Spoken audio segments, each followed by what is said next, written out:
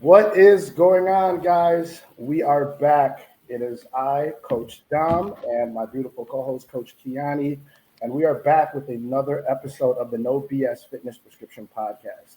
Today, we have an amazing guest. We have Dr. Morgan Smith. She is a sports scientist, hybrid athlete, and we are going to be deep diving all into the world of sports science, working with the female athlete, and what she has coming up on her plate going into this year's season. So, first and foremost, welcome back after a short absence to the No BS podcast. Dr. Morgan Smith, welcome to the show. Thank you for having me. Excited to be here. Awesome, awesome. So, we're just going to kick this off. First and foremost, tell us a little bit about yourself and then we can deep dive. Awesome. Yeah. So my story is a little bit of a unique one, starting with kind of where I started and where I ended up. I grew up outside of Chicago, kind of played sports my whole youth pipeline, mainly track and basketball. And I was injured a lot and I was in PT a lot. And I was like, I think I could do this as a career. Like, I like to be here. My PTs are cool. I think I can do this for the rest of my life. And so when I was looking at college and what I wanted to do, I, again, was set on the PT track. And so I ended up at University of Florida. And in my first year, I was like, PT is not for me. I don't know what I want to do. I know I still want to be around sports and athletes. But I was like, I want to do something else. And when I was in undergrad, I did like most kinesiology students. I worked at the gym, worked out at the gym, and I was like, okay, I'll be a personal trainer. I think I want to be able to like coach and like be on the floor. And so I got my personal training certification while I was still in college and started going down that route. And, you dabble in like intramural sports and refereeing and stuff. And I was like, oh, that's fun on the side, but it was a lot. So I did my internship at a personal training studio because I was like, yeah, this is it. Like, I want to have a personal training studio and be there. And when I graduated, I didn't really know what I wanted to do outside of that. I could still keep working at the studio, but was like, I think I want to do something else. So I rolled into a master's program that had a focus on strength conditioning. And while I was in that master's program, I took a summer job in a research lab. It paid well and I needed money. And so I was like, perfect. Like, it's an exercise lab. Seems like I don't really know anything about research, but seems interesting. Well, it turns out it was an animal lab. So they exercised rats on treadmills. And which I didn't really know when I signed up for it, but I was like, I'm always willing to learn and figure out what this is. And that leader of that lab, or like the PI of that lab, is one of my mentors to this day. And she's kind of the reason why I took the path that I did, because she showed me science, and she showed me you can ask a question and be able to design something to answer your question. I thought that was really cool. Maybe not an animal route, wanted to work with humans still and athletes or people that want to exercise and get after it. And so she was like, well, you can get a PhD to be able to do that and like really hone those skills. And it didn't really cross my mind before that because, again, I still wanted to be some type of personal trainer, maybe a strength conditioning coach, like wanting to go down that route. But I was like, maybe I'll give it a shot and get into research. I thought, again, that process of asking a question, designing something, and figuring out was really interesting. So that led me to Auburn University, where I got my PhD in kinesiology. And I did mine in resistance training. So our lab was a weight room. And I thought that was so cool because I always still wanted to be around fitness and exercise in some way, but to be able to do it in like a research program was like, it was a no-brainer to me. I was like, that's super cool.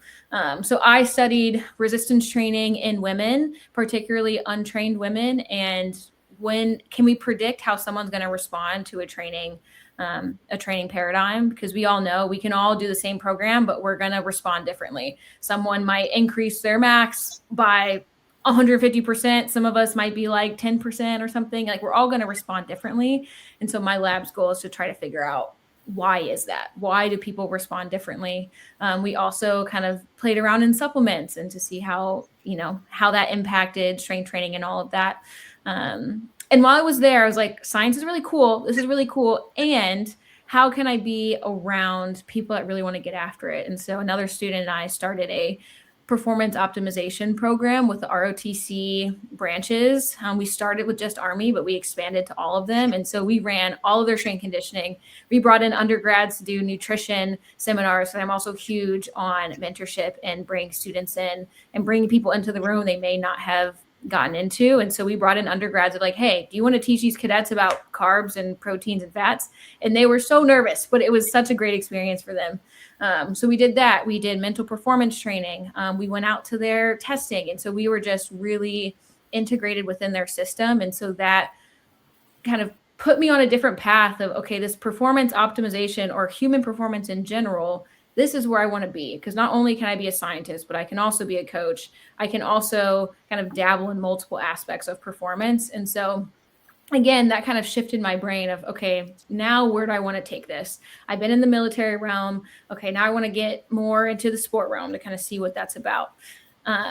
That's not where I actually went. I applied to a bunch of jobs and I was like, perfect, I'm getting my PhD. I'll be able to, get any type of, whether it's performance coach or sports scientist. And that didn't happen. And it was like, you need more experience either on the floor or with teams or what have you. And my mentor, again, from that rat lab was like, hey, have you considered a postdoc? And I was like, no, I don't want to be an academic. I want to be in sport and industry. However, I still went to do a postdoc at Stanford for the WUSI Human Performance Alliance, which is, I keep telling myself it was a very unique experience because I was in academia, but all of my research was in sport. And so there I really focused on female athlete sports science. I focused on education. And I also became a track coach when I was out there and long and triple jump at a high school. And so it was such a great time because, like I said, I was in the genetics department, which is kind of a, it's out of the left field there. But it also helped me understand a lot of different physiological things or molecular things that are happening that we can actually see just in performance and in athletes.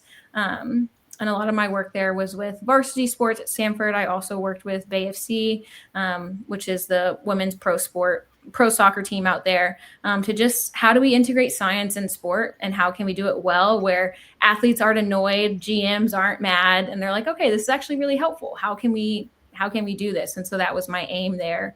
And I briefly mentioned education, but we did so many talks to hundreds of high school athletes. We did varsity, we did pro, we did just active people that wanted to learn about strength training. Education is huge. And yes, I'm a scientist and I can get very nitty gritty, but also a lot of people don't care about that. And that's okay. That's totally okay. It helps me be able to just bring what's happening in advancements in technology and science to just everyday people that, we can really use that to be better and be healthier. So there was me at Stanford getting a postdoc. And then I just recently finished that on Halloween last year, actually. And I've transferred over to US Soccer where I'm a senior performance coach for the women's youth national teams. So kind of bringing all those things together from the soccer context. So that's my path. Okay. What's your experience so far been with women's soccer since you said you just got over there? What has that been like for you? Yeah, I mean, I'm still learning. I'm just a few months in, but it's definitely an opportunity to kind of merge all these things together. I mean, we are working with the highest level athletes in their age groups because I'm over the women's youth side. So we have, like I said, highest level athletes that are really just trying to make the national team, trying to make the senior team. So you're working with people that are wanting to be there and wanting to get better. And that's where I really thrive in terms of coaching and all of that, even for so it's been really fun to get to learn the sport, learn the coaches and the athletes and how we kind of operate as a federation because we're on we're a national team, so we don't have our players year round. So if you're in college, you have your full season, you have your coaches and your staff. We only get them for a short amount of time, to represent the U.S. when we play. So that's a really interesting model to learn of okay, you get athletes for 10 days. Okay, so what is that going to look like from the education perspective, from the training perspective, kind of all those aspects of performance and well-being, it looks pretty different. So it's been cool to learn that, because it is like on like very short timetables, like over time. Can you go into that? Like, what does that look like, if you can? Yeah. So we essentially, so we have camps. So we have like for all of our age groups, there's a certain number of camps throughout the year where we'll bring in anywhere from like 20 to 24 players to play other either international friendlies. They might be playing like other teams in the nation. Just essentially bring them in to be competitive. And so yeah, it does look really interesting because they all have their home environment. So whether they're pros, they're in college, they might be in high school. And so they're coming in with like different training backgrounds and they're in different parts of their season. So we have to take all that into account when we put them all on the same team and, have the common goal of winning. So yeah, we train just like normal. We have practice, like they might have a lift, like we do nutrition. So it looks like, I think any type of like high performance setting, but it's unique because we're bringing in people from, 10, 15 different teams and trying to get them to come together and play together in a very short amount of time. So yeah, it's definitely a different setup than I'm used to. Dating back to your time at Auburn, when you discussed like how everybody responds differently to a training program, can you talk about what were the main things that pretty much determined how somebody was going to respond? Because I feel like online there's so many programs that are being promoted and they show a transformation from one person and everybody's expecting that. So can you just shed light on the things that may come up that can change somebody's results across the individual? Yeah. So I answer that in two ways. One, with what my study looked at, which was very molecular, and we didn't really find much other than there are things called satellite cells, which are like, that was the only determinant of like how many you had at the beginning, which essentially means how many that you have that you're born with and that you're destined to have will determine how you respond to that specific training paradigm, which I really want to highlight. Like even in research where it's like, oh, we did these, 5x5, whatever the paradigm was, and we saw this like increase in strength. Well, that's all very specific to their paradigm. If you were to change the amount of reps, the amount of sets, the weight that they use, the results would be very different for all of the people in the group. And even in our study that I did, I think we had like about 40-ish women, and we had some people that increased their 1 rep max by like 5%, and we had some that increased like almost 200% from the same exact paradigm. That was like a 12-week training program. And so I think from what we looked at, we didn't really see much as to like why there was a difference. But I would say outside of that, just from experience, what we do see in the literature is, it's like the makeup of your muscle, which you're not necessarily going to know. But if you think about like, if you try to do endurance activities or you try to do something that's more strength and power focused, if one feels better than the other, that could be like a determinant of like, or it could be a sign of like what your body really likes to do. I kind of think of this of like, if you look at the Olympics, those athletes are like kind of destined to do those things. If you were to take a marathoner and then put them in powerlifting, it's not that they wouldn't do well, but it's also probably not something that like genetically, muscle wise, body comp that, they're really set up to be. Again, that doesn't mean that you can't do something that you're not super good at, or that it doesn't feel like that is meant for you. I want to use that in quotations because so often, just kind of like you were saying, of like we see the extremes, like we look at, I always use powerlifters and marathoners, like they are the very extreme of that spectrum. That doesn't mean that marathoners aren't strong. That doesn't mean that powerlifters can't do something endurance based. And a lot of us don't live on these extremes. We live somewhere in the middle because we can do both. And we can be very successful at both. And sorry, I'm getting a little on a soapbox there, but I think, and also like determinants of like how you respond is like your training experience and what you've done in the past too can determine how you respond to that next training block. So say you're in like a super heavy, like very strength foundational training block, and then you transition to something else. There just might be a little bit of time for your body to adjust to what you're doing next. I also think just in like general population, people don't give themselves enough time to actually adapt to their training program. It's so much of like, oh, do this for 3 weeks, do this for 2 weeks, do this in 5 days, and you're going to see this. It's like changes in body comp and strength and endurance and all of those. And from the research side, we like to do it for at least 3 months. And 3 months is like a very minimum of like, if you're trying to say, hey, researchers, look at me, like, look at what we've seen, they want to see something that's longer. So you actually have the time to see adaptation. That's not to say you won't make changes or there won't be things that change within a short time frame. But if you really want to give yourself and allow yourself the opportunity to have adaptation, it is like a 6 month. And now you kind of see like influencers and whatnot be like, it took me 3 years. And it's like, yeah, that's a real thing to be able to see like this long-term change over time. Again, you can still have these short-term gains. Those are always going to happen. But it's like to really see like long-term impact, you're going to have to give yourself more time, which I just don't think people want to do, which is like, I mean, it can be annoying or like you can be impatient. It's like, I don't want to wait 6 months. Like summer's in 2 months. Like I want to be ready. It's like, well, you gotta give yourself a little bit more time than that. Yeah, You got to start at the holiday. right. Yeah, that's what I was going to ask you before, because you were talking about like how you took the certain athletes. Did you, as far as like knowing if somebody was more of a strength-based athlete over an endurance, when you started your studies, did you select certain people, or did you have everybody just doing the same thing, and then through the data you found out like they liked to express power more than they did endurance? Like how did that look? Yeah, it was more the latter. So when we selected people for the study, it was like you were untrained, which just means you weren't following any type of strength training protocol for the past year. So like you weren't going more than once a week for the past year.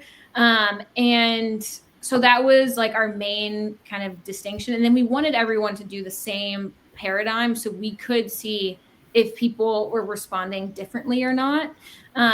So yeah, that was really the only like thing that we wanted. When you're looking in like a college population, it's like if they did some type of sport in high school, that type of like experience is going to have an impact. We didn't really control for that, but say you were an athlete for 3 years in high school and then you haven't done anything for a year and a half, like that still is, that foundation is still there. Like you haven't, and I don't want to say you haven't lost everything, but like what you do growing up and developmentally is really important for like long-term just health, well-being, muscle, all of that. So like we had a few participants that like they were sprinters in high school. So yes, they haven't been training for a year, but then as soon as we got them lifting, they just like skyrocketed. Versus we had people that truly have not exercised before. And some of those people skyrocketed as well. Others, they just didn't respond to the training stimulus, which was really interesting. But yeah, that was like intentional of them being untrained. But again, untrained looked a little bit different for everyone. What they did based on what they did prior to like that year of them not lifting. Now you said some of the participants did not respond. What was the feedback from there? Did you find out why they didn't respond to the stimulus that was given?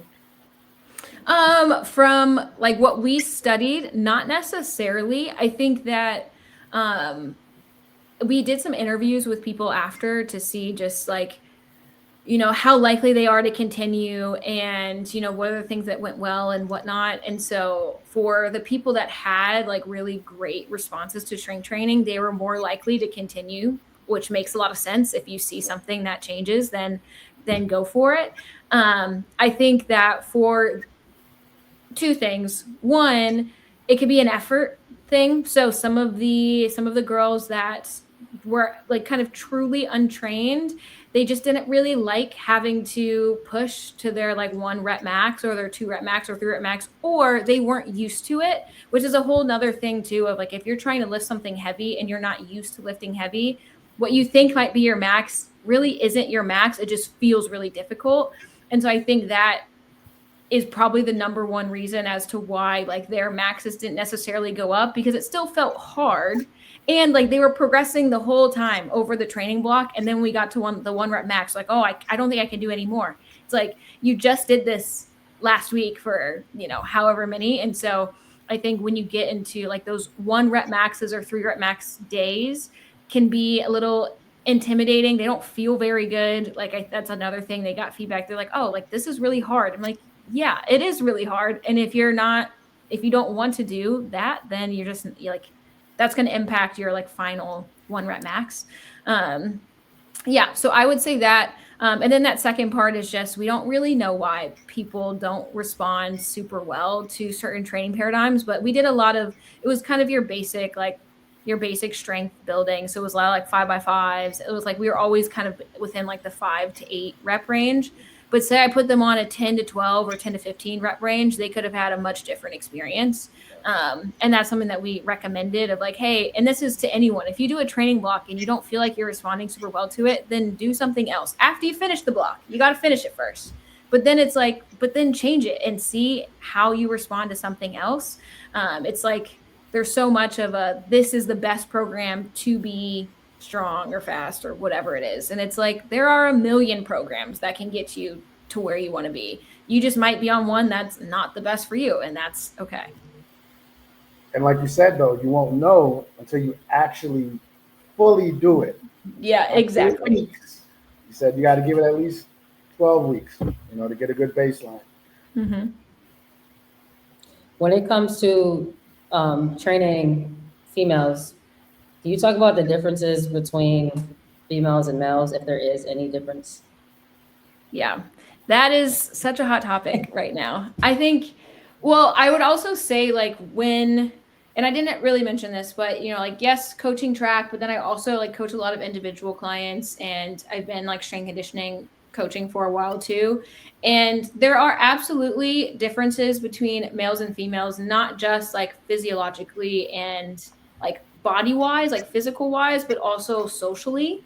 And so I say that more so on like the youth side of like, there are differences in how like boys and girls experience the world, like through society and through like a lot of different things, which impact how they show up in any space that they're in. And so from like the physiological side, males tend to have more muscle mass. They tend to have just like larger bodies. They tend to have a higher VO2 max because their lungs are bigger. And so there's like quite a few physiological things that are different between males and females, and that's going to impact like your absolute values of training. So if I'm 5'2", I'm pretty little. If I were to try to, I don't know, deadlift something or squat something, and there was a male that's 8 inches taller than me, like that's going to have a difference in like our absolute capabilities. But what I really like to emphasize on is relative. So how strong you are relative to your like body size. And so when you look at that, females tend to be relatively stronger than males, and not just on the adult side, on the youth side as well. And they tend to be increasing their strength faster than males on the youth side, which is so ironic because so many schools and coaches will not lift their girls because they're whatever they put in there, they're fragile or whatever, like all of those things that are not true. But when you actually kind of put them to the test, females, especially youth, tend to be relatively stronger, and they increase strength more. So that's more on like the physiological side. I also do a lot of education for coaches of how they create environments for girls in the weight room and even for females in the weight room, of like, if they come in and they always point them to lighter dumbbells, or you say, oh, you're not ready for barbells, or they see the boys team maxing and then they come in and they get 3x15, like how you actually set up your environment is going to, like, it has an impact on who you're coaching. And particularly when you're working with, like, I'm really focusing on like youth female athletes, but like, you know, there's so many times they're like, oh, they can't use barbells. We're only going to do dumbbell work. And they see a boy that's their same age doing something different. And they say, well, why are they doing something different? What's your response going to be? Like, oh, because you're a girl. You might want to rethink that. So I think how we actually set up our environments is really important, because that's going to have an impact on, you know, whether, you know, they thrive or they're just kind of staying baseline. And like the same thing goes for boys or male athletes. if you were to treat them like you treat your females. And I always ask that. I'm like, if you have a male and female team, does the environment look similar? Doesn't have to be the same, but do they look similar? And oftentimes the answer is no, for really no good reason. Dig that. What would you say? I mean, in regards to that, as far as the environment, do you feel like there's anything that coaches are getting wrong when it comes to training your female athletes? I mean, I know you mentioned as far as like, of course, if the boys are in the weight room and they're lifting heavier, like it's almost like the same when you look at like your female sprinter compared to like your female endurance runner. They would both be in the weight room at the same time, but I feel like psychologically you have the thought process, oh, it's endurance, so they don't really need to go hard in the weight room because they have to go run far. But then it's like your sprinters have to be explosive, so they need to be able to express that through throwing med balls or cleans or things like that. Mm-hmm. Yeah, I think, and I don't remember the first part of your question, but I'll answer the second part first. I think it relates back to great programming. And so, especially when you just mentioned like, okay, endurance athletes, okay, we don't think they need to be extremely strong. It's like, well, yeah, but that wouldn't be their program, right? Like we're not trying to have them do like a 1 rep max or do 3x3 on back squat. Like, of course, that's not going to help them depending on their season, depending on where they are. But it's like, but their strength program is extremely critical for them to be able to run and do the endurance thing. Just like a sprinter is like, yes, their strength program is going to increase their capacity and their level to be able to sprint quickly or, to do like their max sprint. And I think some coaches always say either they're like, okay, what we do in the weight room totally translate to what the sport is. And others will say, no, it like you never run in the weight room. So it's like totally different. And it doesn't really matter what camp you're in, but I mean, strength training is critical to anyone, to a youth athlete, to someone old, to even not an athlete, just a gen pop. It is critical to like your longevity, to your health, like all of those things. What it looks like should be specific to what you are trying to do and the goal that you're trying to achieve. But I'm biased as a strength coach, but everyone should be in the weight room. I mean, you can take 7-year-olds in the weight room. That doesn't mean you put a barbell on their back, but they can still do a version of strength training that's going to, be really helpful for their muscle and skeletal development. And so, yeah, I think it's like making the program specific to what their goal is. And even if they're a youth athlete, their goal is it's still to continue to grow, to be healthy, to be strong. And like that is really important. And the first part of your question, remind me what it was. What was it? I forgot. I know it was on the same line. Oh, you said what are coaches doing wrong wrong? Or when it comes to, I don't know, when it comes lifting, to yeah. When it comes to the weight room for youth female athletes, I think they're just not lifting them. They're not giving them the opportunity to like be in the weight room and pick up some iron and do something with it. I think it's so much of like, well, we want to make sure they're ready. We want to make sure that their movement patterns are good. I'm like, yeah, that applies to everyone in here. Like that's not female specific. And so I think they're falling short on, they're not providing them, like, they're not being the best strength coach they can be because they're not providing all of their athletes with equal opportunity to do the things they are capable of doing. Every kid is capable of strength training. Yes. Do some move better than others? Yeah, of course. But that's also part of your job as being a strength coach, is to be able to like kind of manage and program around that. And so just oftentimes, I mean, you go into a football weight room and then you go into a women's basketball weight room. Looks very different. And again, there's going to be things that are different. Like obviously there's some, there's obviously going to be things that are different. However, it's like you look at like their percentages that they're lifting. You look at even just the environment. Like you go into a weight room and it's like they have like some like heavy trap music going on, and then you go into a girls' weight room and they have like pop music, which they might request. Right. But also half the time they don't ask them. They don't ask them what they want to listen to or anything like that. So again, like there can be differences there, but oftentimes they're just made off of assumptions versus actual information. And then even just, what the girls are lifting, I've seen teams that they don't touch barbells until they're a senior. I'm like, what is your reasoning? And there is one. Like if you ask people, what are you doing that for? Oh, yeah, there's nothing there. So I would challenge coaches if you're doing something and you don't know why, I would perhaps change Stop what doing you're it. doing. I mean, Yeah. because like you said, environment matters, and it could come down to as simple as having a readiness questionnaire and asking, the girls like, what do you want to listen to? And then if you're picking things that they like, you more than likely can change the whole outcome of those workouts just by a simple song selection. Because they do it with guys all the time. You know, hey, Yeah. somebody's about to max. What do you want to have playing while you lift? You know, Yeah. it raises confidence in ways that wouldn't even think.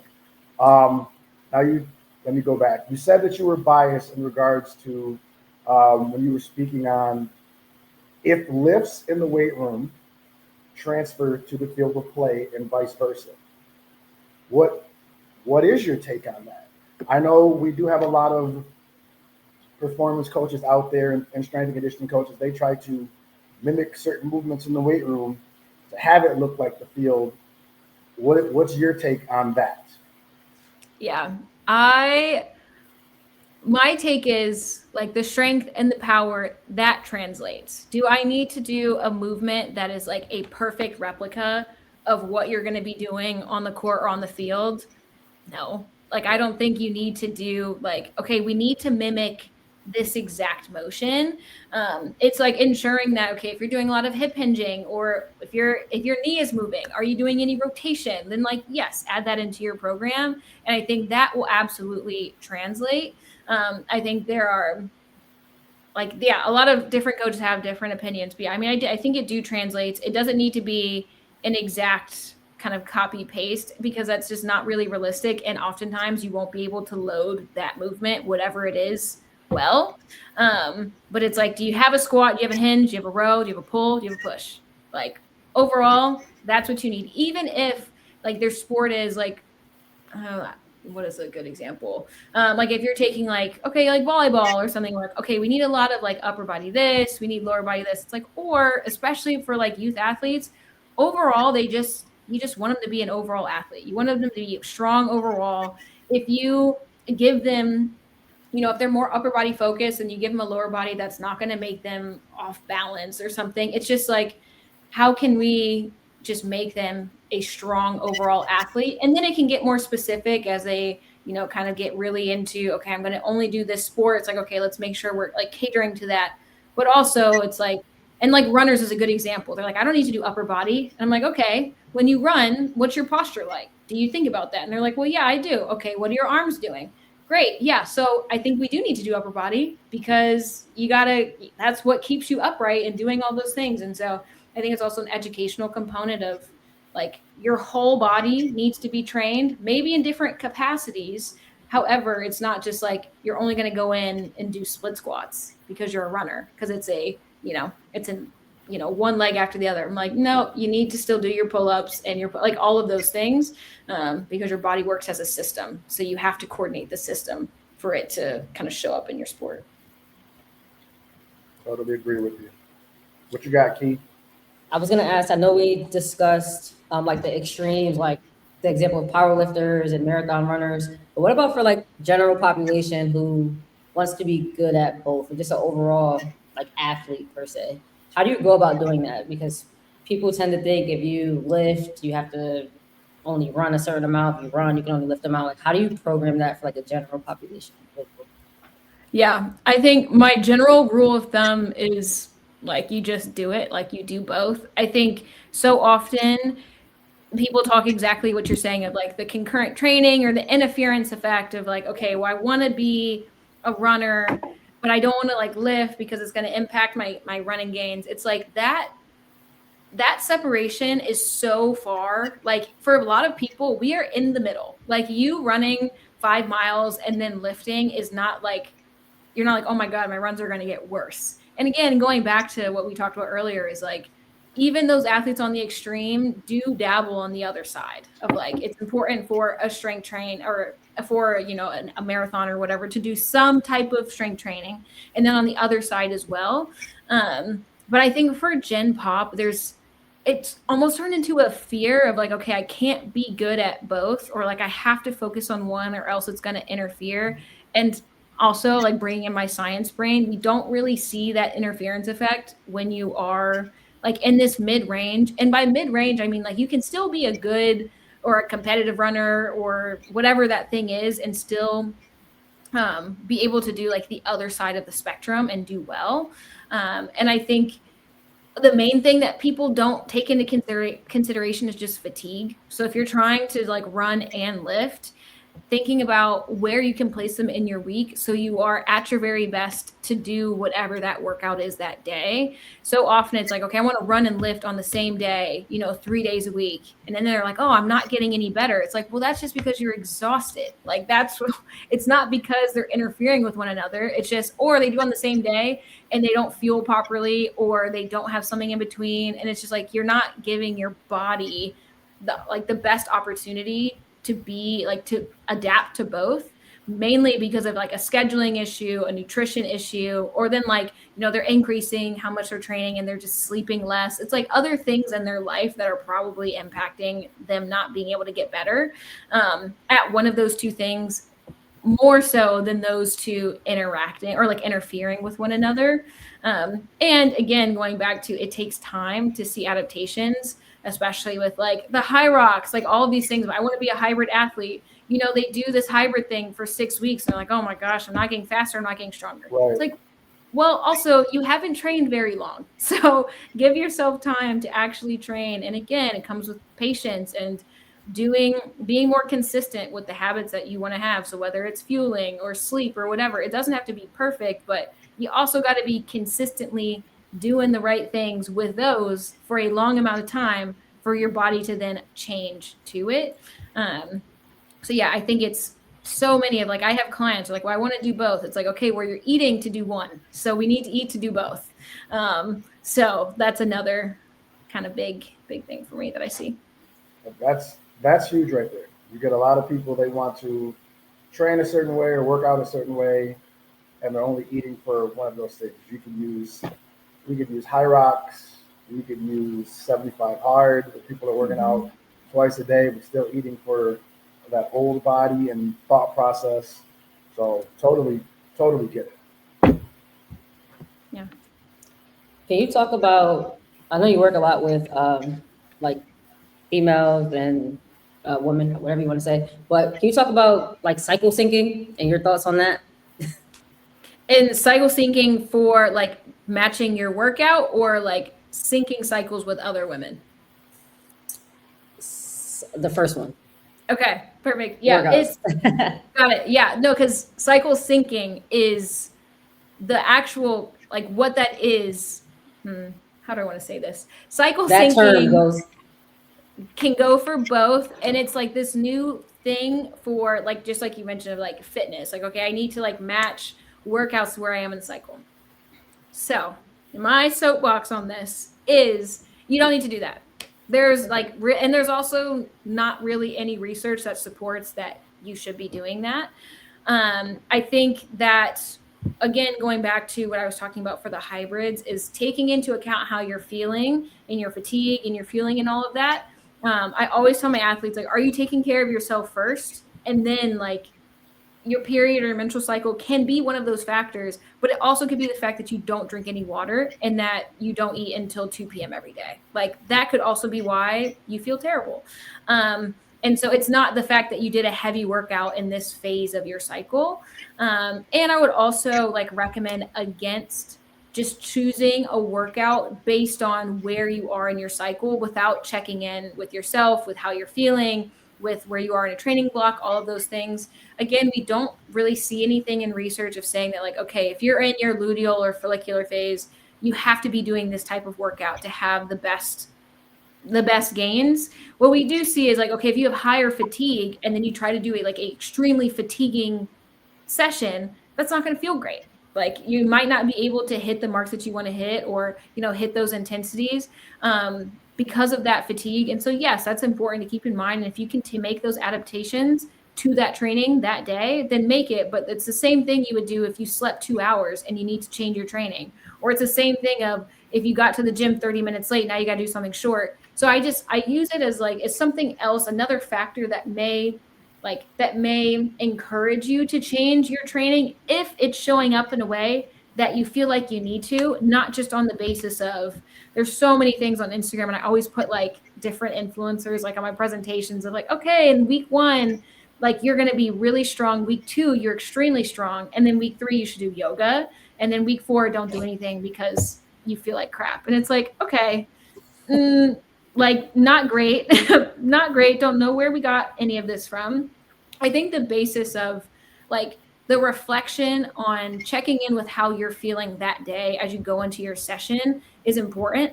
And I think especially if you're coming from like being an athlete and it's like, you're going to do this workout today and there's nothing else you can do about it. Like, you know, that if you're kind of transitioning out of that can be like a hard, like a mental barrier to break. The other side of that is if you're kind of always making adaptations to your program, like, oh, I'm a little tired, I'm going to do less here. Oh, I'm a little hungry, I'm going to do less. If you keep cutting your workouts, that's also going to have an impact long term. And so I also encourage people of like, what is it that you're willing to like push through, or like that feeling of, even if you don't feel amazing, that doesn't mean you can't do the workout. It means you can at least try, like at least try to do it versus like making a preemptive decision to change what you're doing. Which is kind of like, I guess that'd be my main tip of like, try to do the thing that you are planning to do, because you might surprise yourself and you might be like, you know what, I actually feel pretty good and I want to do this. And that's kind of like period related or not, of just attempting to do the workout, even if you don't feel great. And then if you do need to make a modification, then make it. But in terms of cycle syncing, I don't recommend, I don't think it's necessary, especially if, well, not even especially if, I just don't think we don't see it being a need right now. So I would recommend against it. I always think it's crazy. I always see on Instagram and Facebook threads, people are like, "Oh, do you take the week off of your cycle?" And it's like, when you really think about it, you end up taking 12 weeks off. That's crazy. Yeah. Talk about like impacting gains. Like that's something that'll negatively impact you. Yeah. And even it's like, even during that week, if like your cycle really wrecks you, taking off completely is like never really a recommendation for anything. Even if you're sick or if you don't feel great, walking or doing low intensity exercise or doing something to move your body is really helpful. If you were to then tell me you do like 4-week cycles and it's like, you know, you train really hard for 3 weeks and you get a deload every 4th week, like, okay, you can make that argument if you wanted to. But still, a deload week is never you do nothing for 7 days. You know, it's always incorporates some type of movement, some type of activity. So I always kind of challenge that of like, if you were to take a deload, what would you do? It wouldn't be nothing. So maybe not do nothing, you know? For sure. Talk a little bit about ACL injuries in regards to female athletes. I know that's a big topic that some people focus on, some people don't, especially with like girls soccer and basketball and things like that, the multi-directional sport. And then, I mean, you're already kind of talking about like the period cycle and RED-S and things like that, because I think that those are things that also get missed when it comes to, you know, training and understanding the female athlete. Yeah. Okay, so I'll start with the ACLs and I'll do it very briefly. It's not my like scope of expertise, but like I am slightly familiar, like I'm familiar with kind of what we're seeing and all of that. And it is like, that's becoming the number one thing people want to talk about. And like they post about of like female athletes have this much higher risk, like anywhere from like 2 to 7 times or, you know, things like that. And there are people split like in the science literature side, but I would say that, and there's a really great researcher out of Australia that talks about this. And she, in terms of just pure numbers for like ACL tears between males and females, males do tear their ACL more. Like they have more tears like per year. Where this rate comes from, I'm not super clear on. However, I think it's coming with more attention to female athletes. So now it's not necessarily that they're tearing their ACLs more, is that you know who they are, you know what their names are, and that's huge. And even if you look in media, you always see when like a female athlete gets hurt, or you see that it's their ACLs, and you don't really see when males get hurt. Like you might see like, oh, they have a lower leg injury, or they might have that, but it's never like this big breaking news highlight. And so I think with the growth in women's sports, it's also like really honing in on this thing that we're like deeming to be super important. And then off of that, something that we do see in research is, especially for youth female athletes, their increase in activity when they're young, it can be a pretty high risk factor. So if you look at like, and soccer is a good example. If you look at girls when they're like playing with their schools recreationally, they might be playing 2 times a week, 60-minute session or something. Then they join a club team, and now all of a sudden they're training 6 days a week. Some of those days are 2-a-days. And so the increase in the volume of work that they're doing is like this exponential spike over a very short amount of time. And so we don't know for sure. However, like that spike in load on their body is they're not really giving like all of their tendons and their bones, all of that time to adapt to that amount of training. And so that can very much be an impact as to like what we see later on of like their body's just not being able to keep up with the load because they have this huge spike. On the boys' side, you don't see that. You see this like really nice like increase in training because of how like sport is set up differently for them. And so it kind of goes back to like the culture of sport just at a larger level of like boys have more opportunities. They have more opportunities for strength training. They're not dropping out as much of sport. And those are for a lot of different things. We know that girls drop out of sport at a much higher rate than boys. That's a separate thing. But they have like how sport is set up in the infrastructure is also like a risk factor for injury. Particularly, and now like what we see with clubs, they are getting like out of control with how much they're practicing. 2-a-days, they got before school, they got after school, and then you have these kids that want to also play for their school teams. So like we have like I coach track, and we had track 5 days a week, but then we had a lot of our girls go into a 3-hour soccer practice right after. And then again, you have these factors of sleeping, of eating, and they're still in school, so they're still like they have all this mental load. And so I don't think we understand that impact in terms of injury risk very well. And then the other part of that too is just movement patterns and like how well that coaches and teams teach girls how to move, and how to like when do they do any plyometric training? Probably not until they're older, but you see boys and they're jumping on stuff and like they're doing all these things. That's having an impact. Kids playing outside and doing like actually playing is having an impact because they don't do that as much anymore. I mean, COVID and all of those things, but like that's also, again, what you do as a kid is really instrumental in kind of how you keep growing. A lot of that's not necessarily, it's hard to research and it's hard to say like these are the things that are kind of impacting that risk factor there. But from what I've seen in the literature, those are the things that that we're talking about in that injury female athlete space. And then the second part of your question of relative energy deficiency in sport, and just kind of like fueling needs for female athletes.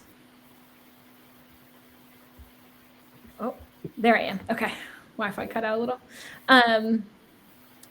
Okay, I'm back. Yeah. And so insufficient fueling, I think is something to be cognizant of for any athlete, but particularly for female athletes again, you have this increase in training and they're not eating more.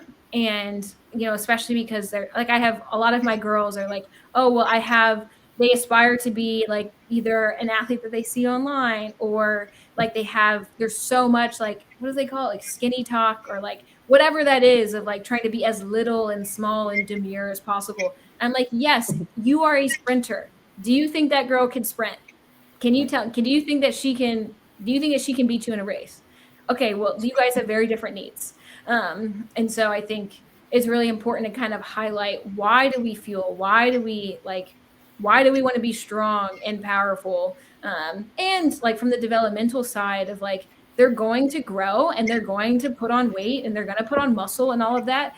And I just talking to one of my senior girls, she's like, I think I want to switch into a different sport, but I saw they weigh 20 more pounds than me and I just don't want to bulk right now. And I was like, there's so much that just happened in that sentence that you told me there. You're also, you're 17 and she's 28. So that's a very let's just talk about like adolescence and growing, and like your high school you isn't necessarily who you're going to be as an adult. And that's okay. It's okay to not weigh the same or be like, look the same or all of that. And just kind of with how we treat girls in society. And again, going back to those fueling, the boys football team will always get protein shakes and bars and whatever. And then, for girls, they'll be like, okay, go home, make sure you have, a salad and a pasta. Like, I've had a coach say that to girls. I'm like, what are you doing? Like, what are you saying? They also need protein in all of those things. And so I think it's just coaches being really mindful how they're talking about food to all of their athletes. And again, if you're talking to different athletes differently, ask yourself why, because we all kind of remember what high school coaches said to us. Like, that sticks, especially if it's extreme positive or extreme negative. Right. And so kind of acknowledging the power that we have with our words.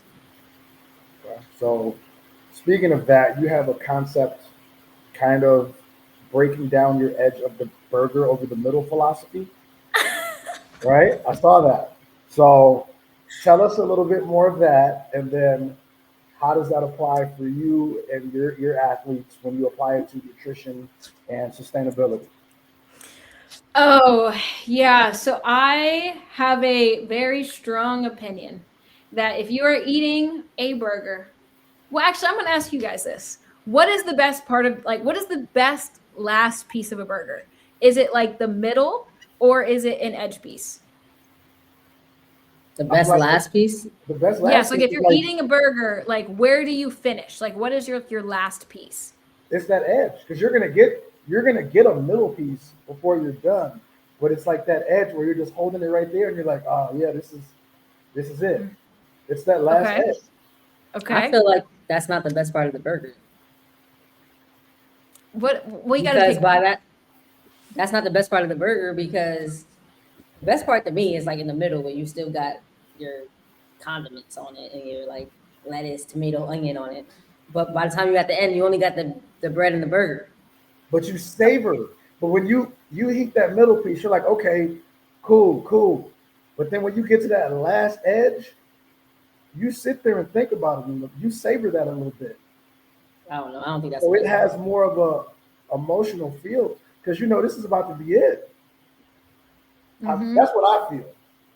I feel like this 2-to-1 feels really good. I like where we're going here. Go for Yeah, it. I think the edge piece to me is the best, because people say like, oh, you don't have everything on the edge piece. Well, then you're not eating the burger properly, because your last piece should have a little bit of everything on it.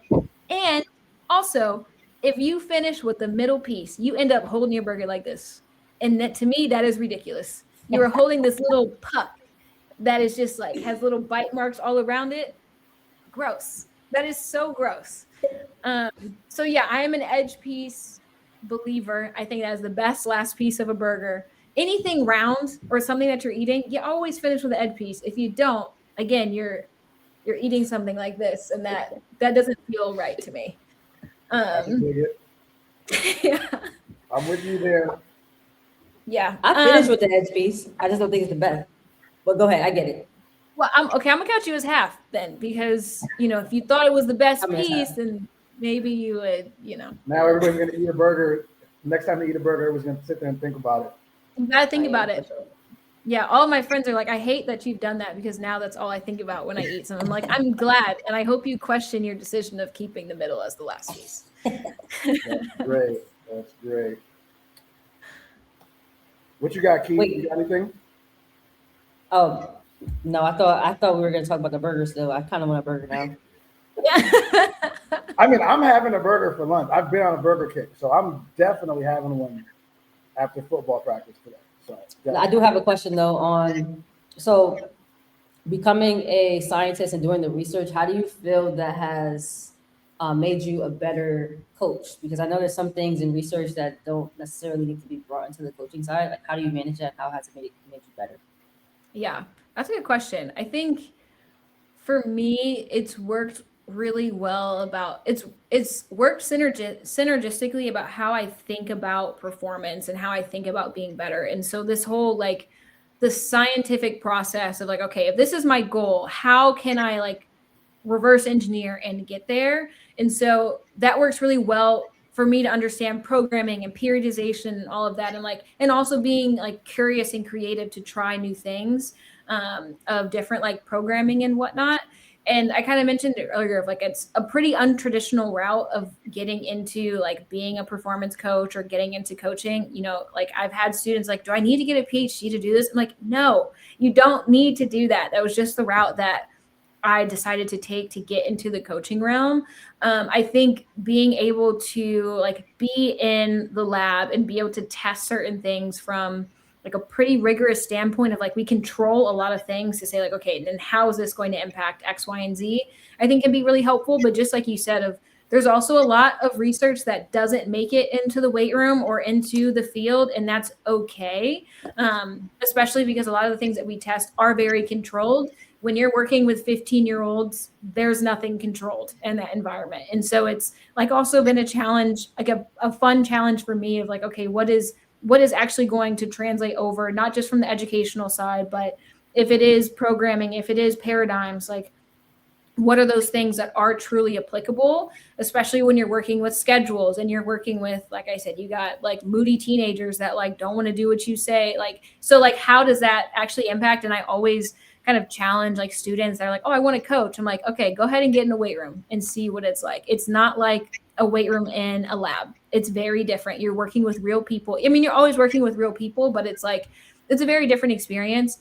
And so is it like a one-to-one? No, but I think it's super helpful to, and then I can read a lot of literature and like kind of understand what they're saying and be able to kind of pull it into what I'm doing. So it's been really helpful from that sense of being able to kind of let my creativity kind of flow that way. So that's been really, it was a good path for me to take, getting back to, and now getting back into coaching.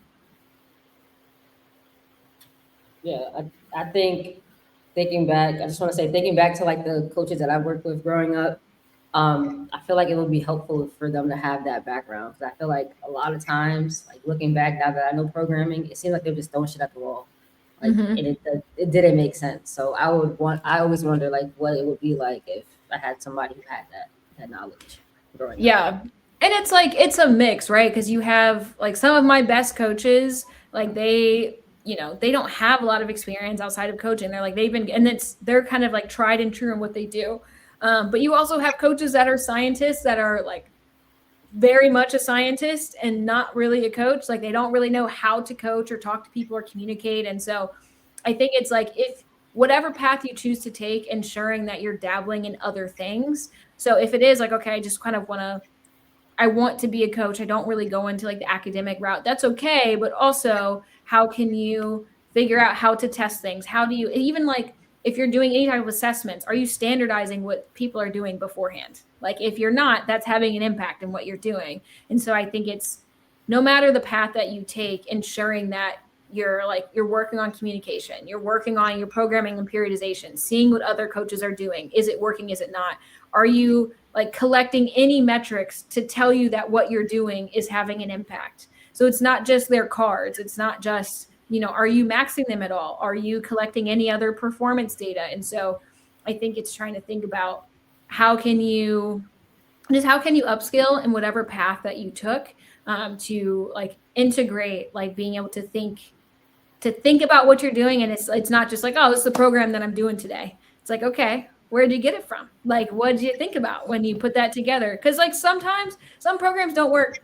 Like I've done some where it's like, wow, that didn't go the way that I anticipated it going. But that's okay, because then you can take that information and kind of learn from it. But there's just encourage coaches. There's always a thought process behind it, and not just like, oh, I thought about it and I'm going to do it. But like like a deeper process of, because then whether or not whatever the outcome is, then you can make an adaptation because you've actually tracked what you've done and you've tracked the outcome of whatever, whatever you're trying to do. So yeah. Last question from me, at least. Besides the burger, the edge of the burger, what's one fitness hill you're willing to die on? Oh, Make it good. that's hard.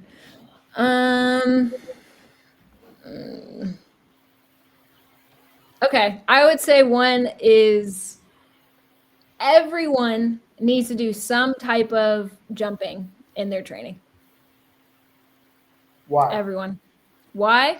So you don't not only get like muscle and bone benefits, but also in terms of like longevity, aging, whatever, you being able to move your body mass in a like quick, powerful way is important in terms of like on like you can go like on the end of the spectrum of like fall risk and all of that. Also, if you're like trying to pick up a new sport and you can't really move at all, like I think it's really helpful to have some type of like explosive power. And it could literally be you're jumping an inch. It could be you're jumping up on a curb. It doesn't mean you need to do a backflip, but like I think doing some type of jump training is really important, both double leg and single leg. And again, it could be little like pogos or something, but like the ability to move your body off the ground is something that people lose because you never do it. Like even if you lift, like I ask people like, when's the last time you jumped on something? And they'll be like, they can't even remember. So I'm like, yeah. So start to incorporate into your training at some point. I agree with you there, definitely. That was less controversial than I thought it would be. I know. Well, you put me on the spot, so I was trying to think of. No, that was good though. Where'd you think she was gonna go with it? I have no know. idea. That was great. Oh, yeah. That was good. I'm gonna be thinking about that actually. I have a lot of hot takes, so. I'm gonna do a whole. All right, give us a hot take. I love a hot take. Oh gosh. Don't get canceled up here. I'm just kidding. I think people don't, if they're trying to like change body comp or lose weight or something, I don't think people don't understand how much they're not actually exercising. Or they're not working as hard as they think they are. So I'm gonna leave it at that. That's a huge one though. That's huge because I have clients that are like, oh, I walked all these steps. You walk every freaking day. You walk every day. When's the last time you did something that was just hard and it just pushed you to a whole different level? Oh well, I'm sorry, but that's why you're stuck where you're stuck. Yeah. Like, it's like now people are so okay with the bare minimum, or they say, at least I did something. Like, I feel like that's a cop out, especially once you say you have a certain goal you're trying to achieve. Why not take the most optimal way of getting there, which is probably the best way for you?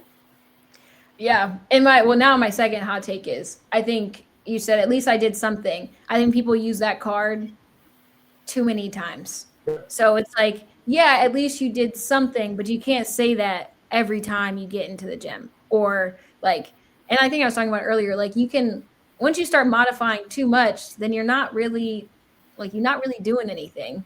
And so like, it is going to be hard. It's going to be uncomfortable, but like, that's the whole point. Like you have to kind of keep getting to that spot. Even for lifting, it's like, it might be hard to begin with. And then they kind of, they keep the same weight or they increase a little bit and they're like, yeah, I'm just getting stronger. Like now it feels good. It's like, well, yeah, now you have to do more. Like that's the whole point. Like you got to keep getting to that part. And so I think people stop right before then.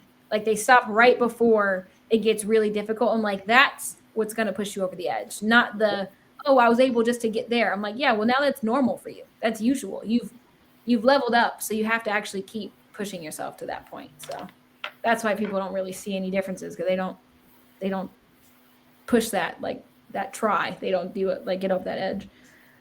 That could be a whole part 2 podcast right there. And I think we're gonna do that.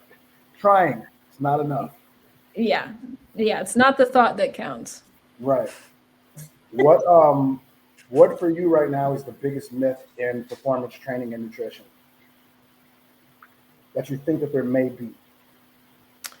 I think what's like off the dome, what I'm thinking of is this whole protein thing, that just because you eat enough protein, like that's enough. Like yes, protein's important, and like you need to eat all of your other macro and micronutrients. Like Yes. the amount of things like that have protein in it now, like, oh, I only eat it if it has protein in it. It's like, okay, like I guess. But yeah, it's just so protein heavy, which people do need more protein. I would also say that another thing that people don't do enough, they don't actually eat enough protein.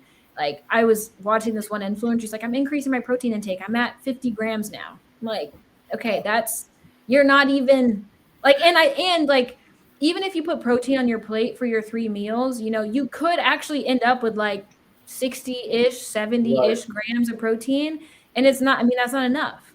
And so it's like, yeah, protein doesn't have to be in anything or in everything. And people probably don't even eat enough protein to begin with. So, but yeah, don't forget about the other things you have to eat to be able to be healthy. People these days are so against carbs and it's like carbs. Yeah. And it's like, and even, there's so many things I could say about the carb thing. You're like, when you're like, oh, I don't eat carbs. I'm like, well, you eat vegetables. So you do eat carbs, but you're talking about you don't eat grains, then sure. But like you still eat carbohydrates. And if you don't, like, what does your brain use? Your brain uses carbs. You stop eating carbs, like, yeah, your brain feels terrible. I wonder why, like, because you're not fueling it. So. People always want to battle me with that and say it's not essential. You can just do keto, this, that, and the third. And I'm just like, I'm not even going to argue with you anymore because I can't. People say that, but they don't even know what a Krebs like or anything like that. Like they don't understand energy system. So it's like, how are you talking about ketosis? I don't get it. Right. So I just let them be. All right. That's all I got. That's all you got. Let's see what else. What do you have upcoming as far as like, let's say people want to learn more about Dr. Morgan Smith, what she offers, what she's doing. Do you have any like online programs, any way of coaching?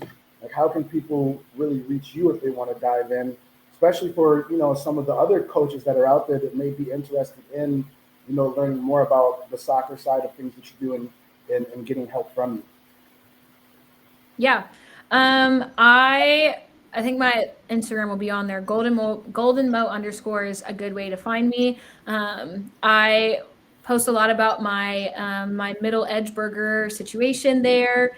And then any other, like if I'm giving talks or kind of bopping around the nation of what I'm doing and people can meet in person or conferences or stuff that I do. In terms of the training side, I did just start training again. I shut it down a little bit. I was like changing jobs and all of that. But that is, I've opened it up to take on a few clients. So I train under the Mo Performance. And so I have a website. It's on my Instagram as well. You can reach out to me and just ask like, hey, this is what I'm interested in. Let me know. And I'm happy to chat about that if I'm the right fit for you. In terms of connections, I mean, LinkedIn, I have a very popular name, but I don't have a very popular picture. So if you see me on there, go ahead and, you know, connect with me there. I will always do like, whether it's an informational interview or whatever it is of just learning more, I will always like do that no matter where you are in like your career or anything like that, student, whatever. So if you message me on there, really anywhere, website, LinkedIn, Instagram, I'll always respond. So you can hit me up with any questions, training, coach to coach, whatever. And I'm always happy to talk about performance and health and well-being. Or if there's, you know, if you're a coach at a school and you want support on how you can do something differently, or you coach female athletes, would love to talk about that too. So just hit me up, any way that you can, and be excited to talk about it. Awesome, awesome. Well, once again, thank you very much for hopping on the pod. Like I said, we're more than likely going to do some part twos, diving even more into the female athlete perspective and triad and so forth. But hey, this was great. Once again, Dr. Morgan Smith, thank you. I am Coach Dom, Coach Key. This is the No BS Fitness Prescription podcast where we break down facts and fallacies from an unhinged perspective. Thank you all. Have a great day. Later, y'all. Thanks.